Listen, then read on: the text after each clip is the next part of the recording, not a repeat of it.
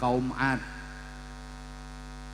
Kalau dalam Al-Qur'annya wa ila adin akhahum huda, dan kepada kaum Ad Allah mengutus saudara mereka Hud alaihi salam. Nah, kaum Ad ini nakal-nakal, akhirnya dihancurkan sama Allah, berarti gagal di Arab Selatan. Kemudian Allah ngutus nabi lagi dari bangsa Arab Utara, namanya Nabi Shaleh alaihi salam, diberi kaum yang disebut dengan kaum, padahal beliau sudah wafat. Lah panjenengan masih hidup, bahasa Inggrisnya the meger-meger, tapi kok nggak ada yang pengen kenal dirimu. Mendingan aku, masih banyak kok yang pengen deket sama aku. Panglima Besar Jenderal Sudirman itu usianya hanya 34 tahun, beliau udah wafat, tapi beliau menjadi pahlawan nasional. Umur cuma 34 tahun jadi pahlawan nasional. Bapak Ibu mungkin umur bisa sampai 70 tahun. Pernah jadi pahlawan apa? Pahlawan tingkat RT aja ndak.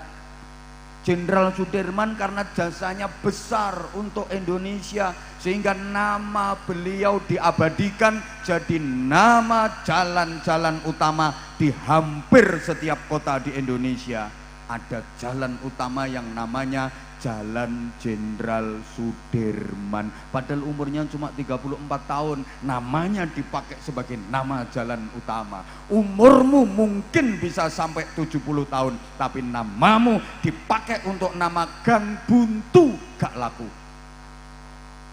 Coba ada Gang Buntu di sebelah rumahmu, itu kasih Jalan Sukadi. Halo? Bisa dilanjut? Bapak Ibu kalau ke Jakarta, di sana ada dua bandara. Satu bandara internasional Cengkareng, Soekarno-Hatta, itu sekarang masuk wilayah Provinsi Banten. Satunya lagi ada bandara namanya Halim Perdana Kusuma. Halim Perdana Kusuma itu umurnya cuma 26 tahun. 26 tahun sudah wafat, tapi namanya dipakai jadi nama bandara. Sampean? Namamu itu dipakai nama kandang wedhus lho rapayu. Artinya begini, orang itu kalau punya jasa besar untuk masyarakat akan selalu dikenang, akan selalu didoakan, bahkan kebaikannya ianya. Saya ulang, orang baik itu hidupnya lebih panjang daripada umurnya. Hayatun ba'da mautih. Mungkin jasadnya sudah mati, orang-orang menyebutnya mati, tapi hakikatnya masih hidup. Kayak orang yang masih hidup melakukan amal dan mendapat pahala. Kenapa? Karena kebaikannya diteruskan, dilestarikan oleh generasi-generasi berikutnya, termasuk yang kita hormat haulnya malam ini, Fadilatil Mukarram Al-Maghfurlah Romo Kiai Haji Muslih. Beliau adalah seorang mendapat pahala. Kenapa? Karena kebaikannya diteruskan, dilestarikan oleh generasi-generasi berikutnya, termasuk yang kita hormat haulnya malam ini, Fadilatil Mukarram Al-Maghfurlah Romo Kiai Haji Muslih. Beliau adalah seorang ulama. Para jamaah, manusia membutuhkan ulama itu bukan hanya di dunia saja. Sampai akhirat orang itu masih butuh ulama, butuh kiai. Bahkan sampai di surga itu orang masih butuh ulama, masih butuh kiai. Mang titeni nggih nuwun sewu, panjenengan ini menawi benjang kok siyos mlebu swarga, kira-kira siyos napa mboten? Panjenengan semua Bapak Ibu, kalau mungkin nanti kok jadi masuk surga, jadi apa enggak? Mudah-mudahan. Loh, di sana itu masih membutuhkan kiai. Ini ada yang mikir, gawe opo jadi. Masa sih orang di surga masih membutuhkan ulama, masih membutuhkan kiai? Iya, berdasarkan sebuah hadis dalam kitab Mukhtarul Ahadits, ada disabdakan Rasulullah Shallallahu Alaihi Wasallam, ahlul jannah yahtajuna ila ulamaihim kama hum yahtajuna ila ulamaihim fit dunya. Penduduk surga itu masih membutuhkan ulama-ulamanya. Jadi di surga orang masih butuh kiai. Mohon maaf banget. Di surga orang tidak butuh lurah, kepala desa. Di surga orang juga nggak butuh camat. Mohon maaf Pak Camat. Karena di surga orang nggak butuh stempel, nggak butuh tanda tangan, nggak butuh proposal. Di surga orang juga nggak butuh polisi, izin Pak Kapolsek. Karena di surga kondusif, nggak ada. Tapi di surga orang masih tetap butuh ulama, butuh kiai. Buat apa? Li'annahum yazurunallaha kulla yaumil jumu'ah bi'tibari ayyamid dunya. Karena penduduk surga itu ada agenda setiap hari Jumat perjamuan dengan Allah, berjumpa dengan Allah, ketemu dan memandang Allah, dan itu adalah senikmat-nikmatnya nikmat yang paling nikmat, nikmat yang paling agung, nikmat yang paling indah di surga adalah berjumpa dan memandang Allah. Jadwalnya tiap hari Jumat. Jadi penduduk surga yang ngumpul semua, ketemu sama Allah, kemudian didhawuhi sama Allah, hei para penduduk surga, ya sampean jawab, nggih, ngono loh. Ya gayanya kayak udah di surga gitu loh. Yang nggak ikut jawab nggih, awas nggak bisa ke sana nanti. Hei para penduduk surga. Penduduk surga kok kemulan plastik. Gimana di surga ini, seneng apa enggak? Di surgaku ini betah apa enggak? Surgaku ini enak apa enggak? Nikmat-nikmat yang aku berikan pada kalian kurang apa enggak?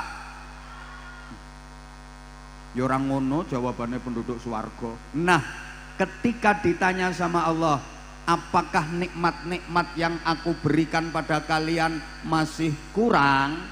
Mereka diam 1000 bahasa. Nggak ada yang berani berkata-kata. Padahal sebenarnya masih merasa kurang. Karena keinginan penduduk surga itu dinamis dan terus bertambah. Tambah pengen, tambah pengen, tambah pengen, tambah pengen. Dan Allah selalu menyediakan. Tapi mereka mau ngomong malu. Kenapa? Pertama, saking haibahnya Allah. Sebenarnya sih pengen ngomong, tapi nggak berani.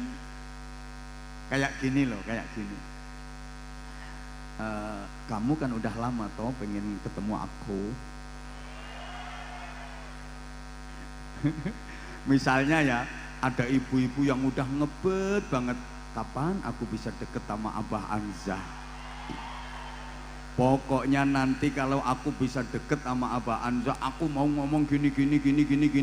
Begitu berada di depanku, sepatah kata pun gak bisa berkata-kata. Kenapa? Saking gemeternya.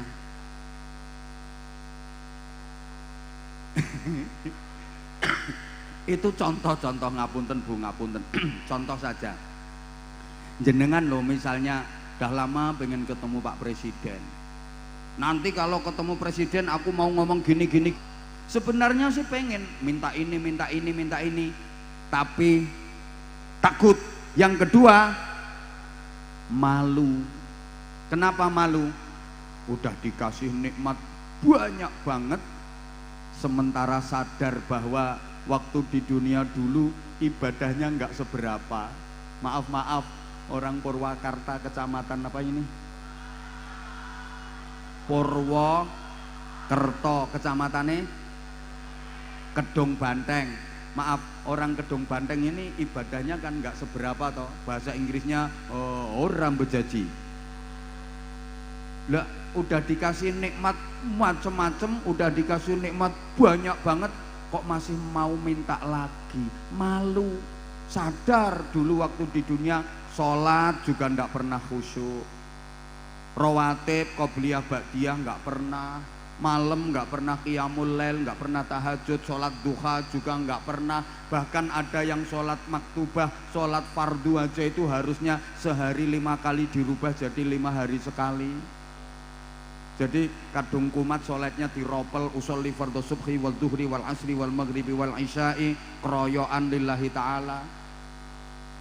Itu pun sholatnya ndak pernah khusyuk. Masa sholat kayak gini kok mau minta lagi sama Allah? Malu. Puasa juga cuma Ramadan naik, puasa sunnah juga ndak pernah. Ramadan itu pun nakalan. Seringkali kalau siang hari wudu mau sholat duhur, itu pas kemu ya korupsi banyu sidik-sidik. Siapa ngomong pengalaman pribadi? Iya sih, dulu waktu kecil. Ayo, sedekah juga hanya sangat kecil dari rizki yang diberikan Allah kepada kita. Maaf-maaf, zikir juga jarang-jarang banget. Orang ibadah kayak gini udah dikasih nikmat luar biasa sama Allah, mau minta lagi, malu. Sehingga diriwayatkan dalam hadis itu mereka hanya saling pandang. Pokoknya sawang-sawangan, saling pandang sak koncone, terus jawil-jawilan. Bro, nggonmu kurang apa bro? Nggonku widodarine kuru-kuru. Mereka menoleh kepada para ulamanya, minta tolong kepada kiainya untuk lapor sama Allah. Jawil kiyaine, Mbah Yai Musleh, kula pengen duren. Halo? Akhirnya Mbah Yai Musleh nanti yang matur sama Allah, ya Allah, ini ada santri saya namanya Sundari, orang Kedung Banteng, dia pengen duren. Satunya lagi jawil, Mbah Yai, saya pengen es cendol. Nanti Mbah Yai yang matur sama Allah. Jadi maaf ya, para kiai itu nanti di surga menjadi penyampai aspirasi penduduk surga kepada Allah. Keinginan penduduk surga disampaikan kepada kiai, kiainya yang matur sama Allah. Jadi para kiai itu nanti akan menjadi anggota Dewan Perwakilan Rakyat Surga. Makanya mohon maaf para kiai, di dunia ini penjenengan nggak jadi anggota DPR nggak apa-apa, nggak patean. Toh DPR di dunia ini gajinya juga nggak begitu jelas. Apalagi kalau hanya satu periode 5 tahun, modal nyalek nggak balik. Kalau nggak berani motong anggaran, kalau nggak pinter-pinter nyari proyek, nggak bakal balik modalnya. Soalnya masyarakat Kedung Banteng nggak mau nyoblos kalau nggak dikasih duit. Wonten apa mboten? Wonge teko. Aku ngerti ya. Wonge kemulan plastik biru. Wonge lemu pokoknya.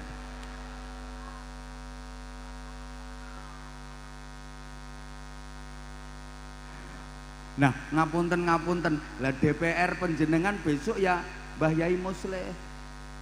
Jadi jenengan nanti tetap masih butuh Mbah Yai Musleh. DPR surga itu ya tingkat-tingkatan, ya ada DPR pusat, ada tingkat 1, tingkat 2. Modelnya kok kaya ora percaya ngono tak omongi. Allahumma sholli ala Muhammad. Nah, itu kalau panjenengan mau melestarikan tinggalan-tinggalan perjuangane Mbah Yai Musleh, panjenengan diakui sebagai santrinya. Nah, makanya ini pentingnya ikut kiprah di lembaga pendidikan. Allahumma sholli ala Muhammad. Oke, lembaga pendidikan. Allah mengutus nabi dari bangsa Arab Selatan, namanya Nabi Hud alaihi salam, diberi kaum yang disebut dengan kaum Ad. Kalau dalam Al-Qur'annya wa ila adin akhahum huda, dan kepada kaum Ad Allah mengutus saudara mereka Hud alaihi salam. Nah, kaum Ad ini nakal-nakal, akhirnya dihancurkan sama Allah. Berarti gagal di Arab Selatan. Kemudian Allah ngutus nabi lagi dari bangsa Arab Utara, namanya Nabi Shalih alaihi salam, diberi kaum yang disebut dengan kaum Samud. Wa ila samuda akhahum sholihah. Sebagaimana kaum Ad, kaum Samud ini juga nakal-nakal, akhirnya dihancurkan pula oleh Allah. Gagal di Arab Utara, Arab Selatan gagal, Arab Utara juga gagal. Kemudian Allah mengutus nabi lagi, la minal kiduli wala minal lori, tidak dari kidul, tidak dari lor, bal minat tengai, tapi dari bangsa Arab Tengah. Ini dipilihkan dari suku yang terkenal paling cerdas otaknya, paling fasih lesannya, paling gagah tubuhnya, paling ganteng wajahnya.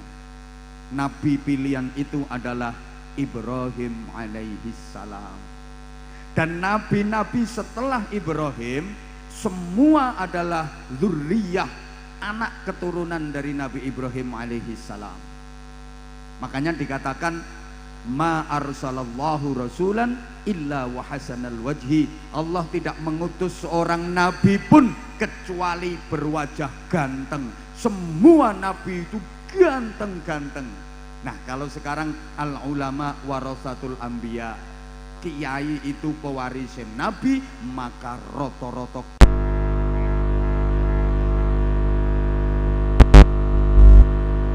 muslim ganteng. Kiai Haji Muammar ZA ganteng. Anwar Zahid ndak mbuh ya wong kuwi nek wis dadi kiai, walaupun sebenarnya enggak begitu ganteng wajahnya, tapi ada aura yang membuat jamaah. Ya enggak apa-apa, wong itu bukan syarat. Innallaha la yanzuru ila suwarikum wala ila ajsadikum wala ila ahsabikum walakin yanzuru ila qulubikum wa niyatikum. Yang dipandang dan dinilai Allah bukan wajahmu, bukan bodimu, bukan pula keturunanmu, tapi hati dan niatmu. Lah ini dalilnya kiai sing orang ganteng. Udah, sekarang saya lanjut dulu ceritanya ya. Nabi Ibrahim punya putra dari istri yang bernama Siti Hajar. Nama putranya adalah Ismail alaihi salam. Oleh Allah diberi pusaka Masjidil Haram di Mekkatil Mukarramah. Punya putra lagi dari istri Siti Sarah, nama putranya Ishak alaihi salam. Oleh Allah diberi pusaka Masjidil Aqsa di Baitul Maqdis, Palestina. Makanya perjalanan Isra-nya Rasulullah itu minal Masjidil Haram ilal Masjidil Aqsa, itu napak tilas. Nabi Ismail pusakanya Masjidil Haram, Nabi Ishak pusakanya Masjidil Aqsa. Sehingga sebelum dimi'rajkan, Rasulullah menempuh perjalanan Isra itu minal Masjidil Haram ilal Masjidil Aqsa. Allahumma sholli ala Muhammad. Oke. Dari jalur Nabi Ismail alaihi salam ini menurunkan bangsa Arab. Jadi negara-negara Timur Tengah itu rata-rata dari keturunan Nabi Ismail. Nah, yang dari jalur Nabi Ishak punya putra namanya Nabi Yakub alaihi salam. Dari Nabi Yakub ini lahir Bani Israel. Jadi Bani Israel itu keturunan dari Nabi Yakub alaihi salam. Bani Israel ini bangsa wong pinter-pinter, gudangnya orang pinter-pinter, bahkan gudangnya Nabi itu Bani Israel. 124.000 Nabi itu yang paling banyak keturunan Bani Israel. Bahkan para jamaah, Bani Israel itu apa ya? Serakah. Bukan hanya urusan ekonomi, sampai soal nabi pun Bani Israel itu serakah. Maunya nabi itu harus dikuasai Bani Israel semua. Sehingga sampai sekarang pun Bani Israel nggak mau mengakui kerasulan Nabi Muhammad Shallallahu Alaihi Wasallam. Kenapa? Karena Nabi Muhammad bukan keturunan Bani Israel. Dulu kalau ada nabi yang bukan keturunan Bani Israel, itu di Bani Israel kan direbut untuk dibawa ke Bani Israel. Contoh Nabi Ayub akhirnya diambil cucu menantu sama Nabi Yusuf, dinikahkan dengan cucu perempuannya Nabi Yusuf yang bernama Siti Rahmah. Kemudian Nabi Ayub diboyong, dibawa ke Bani Israel. Yordania, bangsa Eropa, kehilangan nabi. Tapi lumayan, udah pernah punya nabi. Walaupun akhirnya kehilangan nabi, tapi kan udah pernah punya nabi. Daripada Indonesia, setiap punya nabi pasti palsu. Betul? Hari ini ngaku jadi nabi, 2 hari kemudian ditangkap sama polisi. Itulah nasib nabi-nabi di Indonesia. Oh, Indonesia ki luar biasa. Yang ngaku jadi nabi itu nggak terhitung. Masih ingat dulu ada orang namanya Ahmad Musodik ngaku jadi nabi, padahal dia guru olahraga. Katanya diberi wahyu malaikat Jibril itu di Bogor. Ya Allah.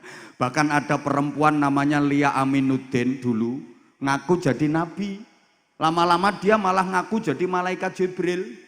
Lah karena menyesatkan, tangkep polisi, masukkan penjara. Ini termasuk prestasi buat polisi Indonesia, mampu menangkap malaikat Jibril. Ya, berdoa aja mudah-mudahan sebentar lagi yang ketangkep malaikat Israel. Aman sampean. Malah ada lagi di Malang itu mantan petinju namanya Yusman Roy. Dia ngaku jadi nabi dan dia mengajarkan sholat itu boleh diterjemah pakai bahasa apapun, pakai bahasa masing-masing. Jadi lucu, sholat nggak pakai bahasa Arab, ya pakai bahasa Indonesia. Jadi kalau ngimami ya Allah Maha Besar. Nah ini kalau makmumnya orang Betawi ya Allah gede banget. Lah kena tetangga saya orang Bojonegoro, Gusti Allah gawedi. Wong Purwokerto ya Gusti Allah ageng sanget. Ya sing lucu orang Madura, Allah Maha Jeraje tak iya.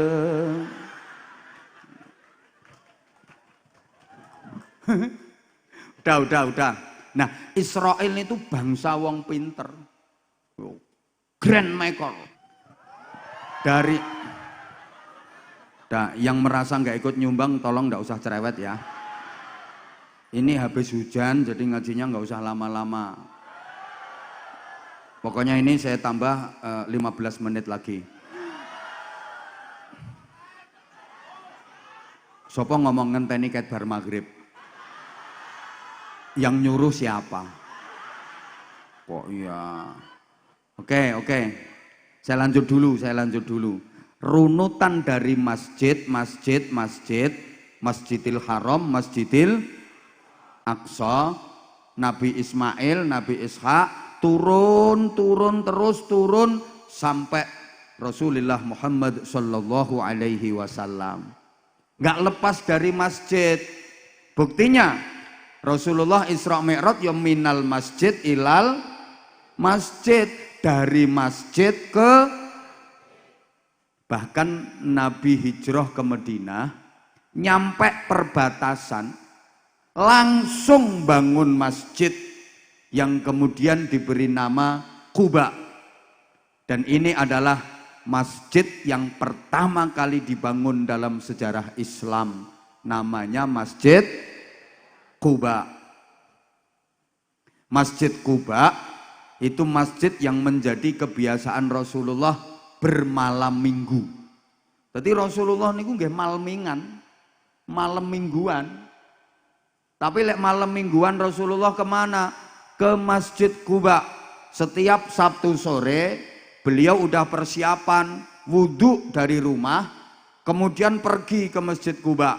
Imma masyian wa imma rakiban. Kadang jalan kaki, kadang naik kendaraan, ya unta ya kuda. Untuk apa? Rasulullah tabarrukan dengan turunnya ayat la masjidun ussisa 'alat taqwa. Maka sholat 2 rakaat di Masjid Quba dapat pahala seperti ibadah umroh. Kalau sholat 4 rakaat di Masjid Quba, ya kayak ibadah umroh 2 kali.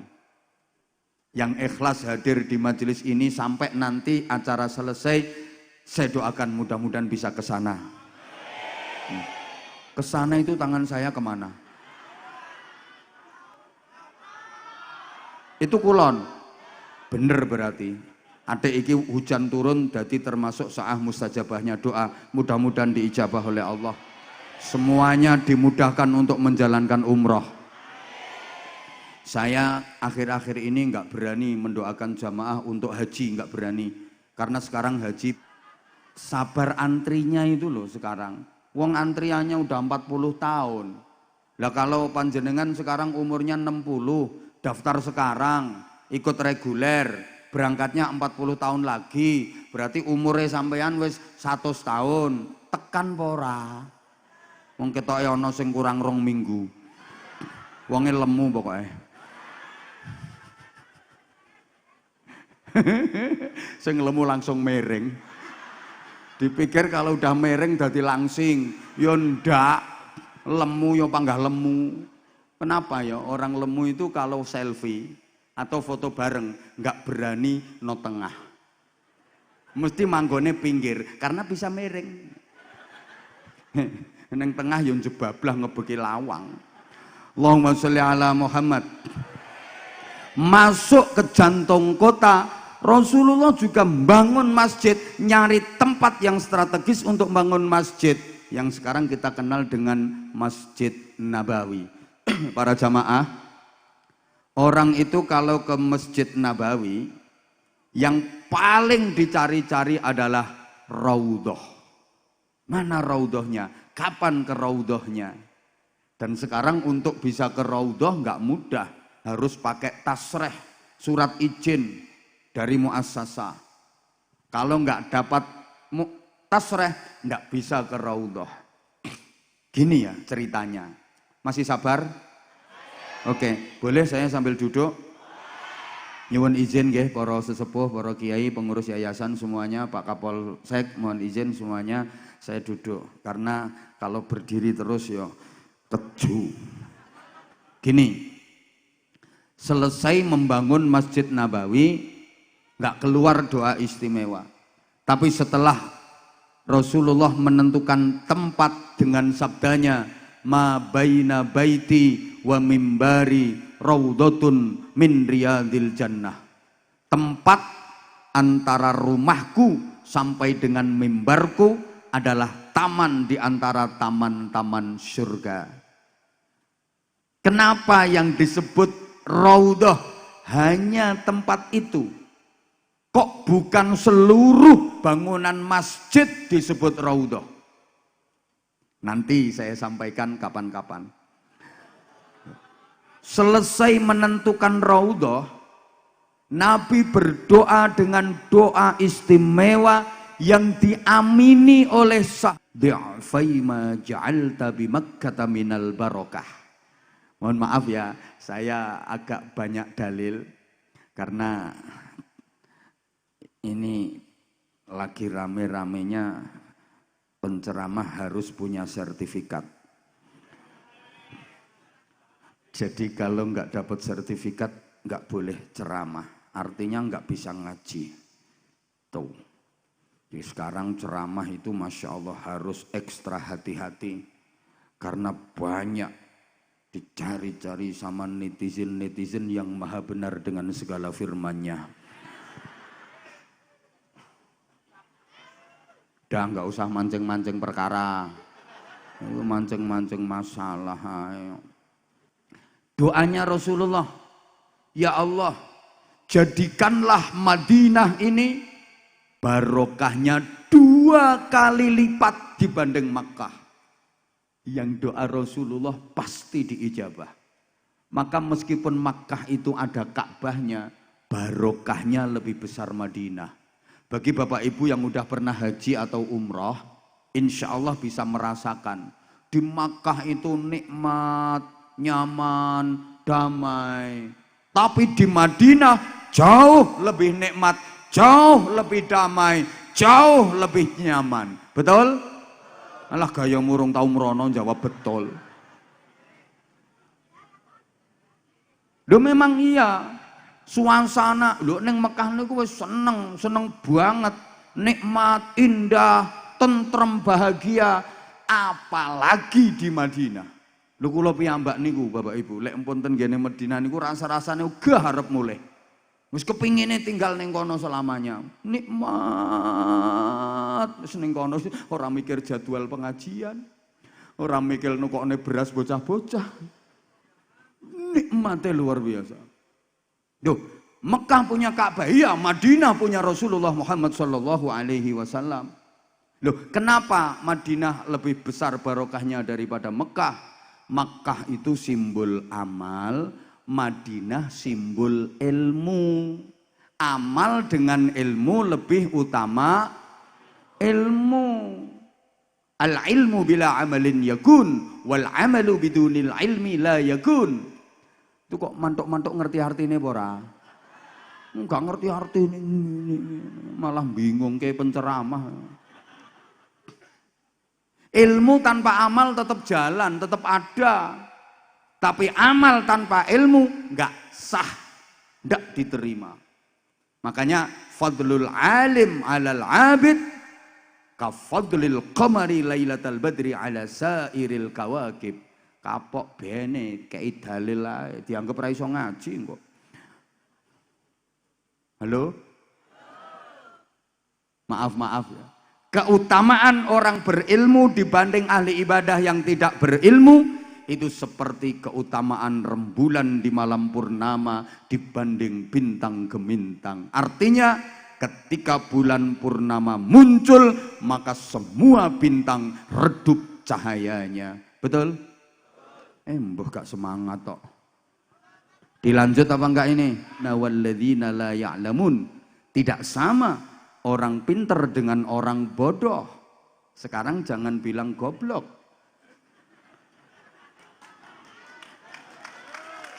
Bodoh saja. Wong pinter karo wong oon. Padahal oon ya bodoh karo goblok. Ndak sama. Apanya yang ndak sama? Ya semuanya ndak sama. Gayanya ndak sama. Orang pinter itu gayanya pantes. Lihat orang-orang pinter itu kalau bergaya pantes. Foto pantes, selfie pantes. Orang pinter, orang bodoh maunya bergaya tapi jadinya lucu.